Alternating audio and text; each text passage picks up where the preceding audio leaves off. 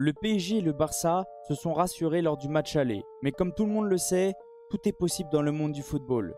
Je vous apprends rien avec toutes les remontadas qui se sont passées. Paris et Barcelone ont tous les deux un déplacement très compliqué et il faudra faire malgré tout une grosse performance pour pouvoir s'assurer une place dans le dernier carré. De son côté, le club de la capitale s'est imposé 3-1 contre Aston Villa au Parc des Princes.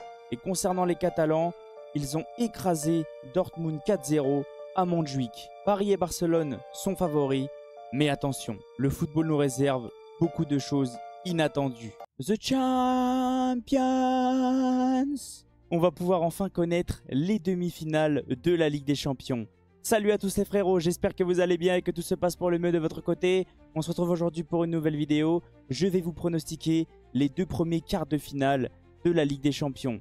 Mais avant que la vidéo commence, merci à tous ceux qui vont liker, commenter, partager et s'abonner. C'est grâce à vous que j'en suis là. Oui, ça va être assez différent de d'habitude. Je me suis dit pourquoi pas sortir deux vidéos.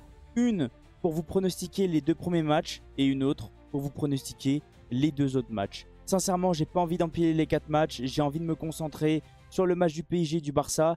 Et ensuite, comme ça, je pourrais me concentrer sur le match du Real et celui du Bayern. Beaucoup de personnes m'ont posé la question, est-ce que tu vas parler du Paris Saint-Germain pendant cette vidéo? Oui, bien sûr que je vais parler du match Aston Villa-PSG. Et c'est sur ce match que je vais commencer. Aston Villa reçoit le Paris Saint-Germain. On est bien sûr le match retour. Le mardi 15 avril à 21 h, le match aura lieu à Villa Park. Et au niveau des chaînes de retransmission, le match sera disponible sur MyCanal et Canal+ Foot. Comme on peut le voir, lors du match aller, le Paris Saint-Germain s'est imposé 3-1. Le Paris Saint-Germain a ultra dominé Aston Villa. Aston Villa n'a tout simplement pas existé. On peut le voir au niveau des stats. 75% de possession à 25. 1,95 de XG à 0,74. 29 tirs à 7. On le voit au niveau des menaces d'attaque.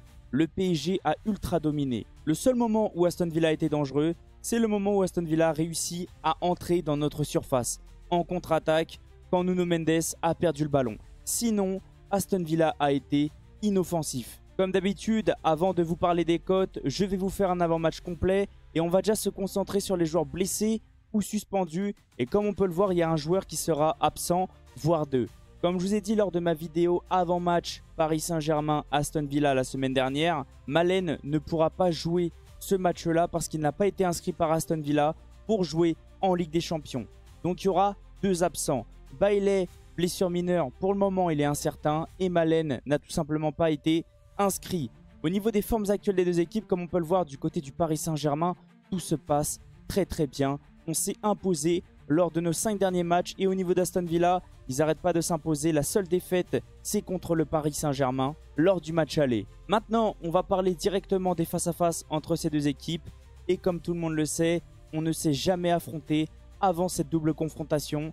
Donc, la seule victoire est côté PSG, 3-1 lors du match aller. J'ai pas besoin de vous parler des phases finales. On l'a vu lors de ma précédente vidéo, donc je vais vous parler directement des cotes.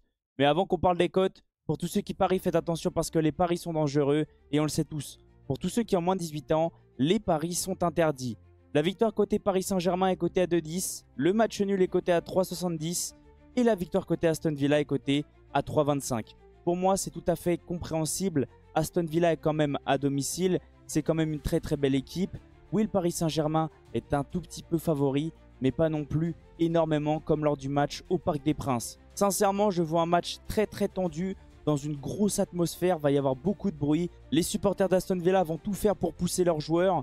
Et sincèrement, je sens un match très compliqué. Mais je vois le Paris Saint-Germain s'imposer 2-1. Au niveau des buteurs, côté Paris Saint-Germain, je vois un but de Kvara, un but de Dembélé. Et au niveau d'Aston Villa, je vois un but de Marcus Rashford. La petite nouveauté, c'est que vu que je me concentre que sur 2 matchs pendant cette vidéo, je vais pouvoir vous donner mes compos probables concernant le PSG, mais aussi le FC Barcelone. On va déjà se concentrer sur la compo probable du Paris Saint-Germain. Je pense que Luis Enrique va débuter avec un 4-3-3 très classique. Les seuls changements par rapport au match aller, c'est le retour de Marquinhos, lui qui était suspendu, et aussi le retour de Bradley Barcola. Oui, au match aller, Luis Enrique a titularisé Désiré Doué. C'était très intelligent parce que lui le savait. Unai Emery allait poser un bus et un bloc bas. Et dans les petits espaces, Désiré Doué est meilleur que Barcola.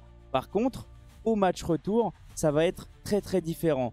Parce qu'Aston Villa va devoir attaquer Aston Villa va devoir se découvrir et c'est là que Barcola est ultra intéressant. Au niveau de la compo, je pense que Luis Enrique va débuter avec Donnarumma dans les buts, une défense, les latéraux, Nuno Mendes, Achraf Hakimi, une charnière Pacho Marquinhos, un milieu à 3 avec une pointe basse comme d'habitude, Vitinha accompagné de Ruiz et Joao Neves, et une attaque Barcola, Dembélé, Kvaratskhelia. C'est un 11 type, c'est le même 11 qui a débuté contre Liverpool et je pense que ce 11 là peut aller chercher une qualification. On est parti maintenant pour le deuxième match de cette vidéo et on va se concentrer sur le match qui aura lieu en même temps que celui du Paris Saint-Germain.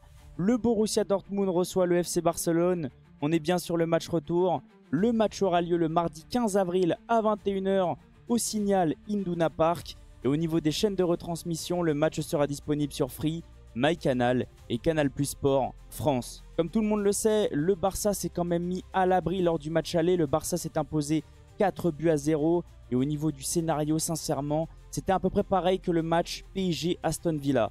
Le Barça a ultra dominé Dortmund. Mais attention parce que Dortmund a quand même réussi à se procurer quelques occasions. Sincèrement, si le match s'était fini en 5-2, 5-3, ça m'aurait pas choqué. Parce que Dortmund s'est quand même procuré de très grosses occasions. Je vais faire exactement pareil que ce que j'ai fait pour le match du Paris Saint-Germain. Avant de vous parler des cotes, je vais vous faire un avant-match complet et on va déjà se concentrer sur les joueurs blessés ou suspendus. Et sincèrement, il y a beaucoup de joueurs absents, que ce soit du côté de Dortmund ou même du FC Barcelone. Au niveau de Dortmund, 4 absents, 4 blessés. Campbell, blessure mineure. Mané, blessure musculaire, il sera de retour fin avril 2025. Sabitzer, blessure au ligament collatéral du tibia, il sera de retour mi-mai 2025. Et Schlotterbeck, blessure au ménisque, il sera de retour début octobre 2025. Au niveau du FC Barcelone, il ne faut pas oublier le retour de Dani Olmo qui va faire du bien aux Catalans. Mais par contre, un joueur sera absent, un joueur ultra important pour l'effectif du FC Barcelone. C'est Baldé qui s'est blessé ce week-end contre Leganés. Blessure à l'ischio au jambier, il sera de retour fin avril 2025. Et comme tout le monde le sait, les blessures de longue date. Les 3 joueurs qui se sont blessés au ligament. Marc Bernal ne jouera pas cette saison. Casado sera de retour début juin 2025.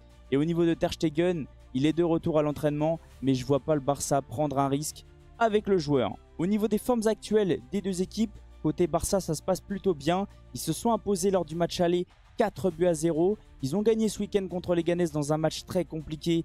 Mais ils ont fait le plus important. Et au niveau de Dortmund, sincèrement, c'est du 50-50. Ils ont perdu lors du match aller contre le Barça 4-0. Mais ils ont réussi à faire un match nul contre le Bayern à l'extérieur. Ils ont fait 2 buts partout. Maintenant, on va se concentrer sur les face-à-face entre ces deux équipes. Et comme on peut le voir, gros avantage côté Barcelone. Ils se sont imposés 3 fois. Il y a eu un match nul et Dortmund s'est imposé 0 fois.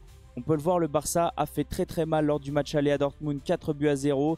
Et au niveau des autres résultats, le Barça s'est imposé 3-2, 3-1. Et en 2019, il y a eu un match nul 0-0. Pareil, on ne va pas parler des phases finales. On va se concentrer directement sur les cotes. Parce que ça ne sert à rien que je vous parle des phases finales. Je vous les ai déjà présentées lors de ma précédente vidéo pronostic. Donc je vais vous parler des cotes. Et sincèrement, c'est compréhensible. Oui, le Barça est favori. Mais là-bas, c'est très compliqué. On se souvient du match du Paris Saint-Germain la saison dernière. C'était compliqué là-bas, c'était assez chaud. La victoire côté Barcelone est cotée à 1,80. Le match nul est coté à 4,10. Et la victoire côté Dortmund est cotée à 3,90. Pareil, je suis d'accord avec eux. C'est normal, c'est compréhensible. C'est quand même compliqué là-bas. Mais le Barça reste quand même l'une des meilleures équipes d'Europe actuellement. Au niveau de mon pronostic, je vois un match nul. Et je pense que le match va se finir en 2 buts partout. Et au niveau de mes buteurs, côté Barça, je vois un but de Rafinha et un but de Lamine Yamal. Et Dortmund, je vois un but de Guirassy et un but d'Adeyemi. Maintenant que je vous ai donné mon pronostic, on va pouvoir se concentrer sur la compo probable du FC Barcelone. Et comme tout le monde le sait, Baldé s'est blessé ce week-end.